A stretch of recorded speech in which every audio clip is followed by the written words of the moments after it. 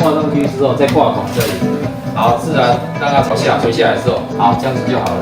运作正常。火灾帮。然后铁火，进正一颗住宅火灾警报器，进正一颗住宅火灾警报器，用这样子的方式去跟民众讲，这个所有权是他的。如果有发出故障语音或低电力这时候整颗丢弃就可以了，整个把它取下来就可以丢弃。以上这一颗就这么完成了，很快接下来我们就下一步，好。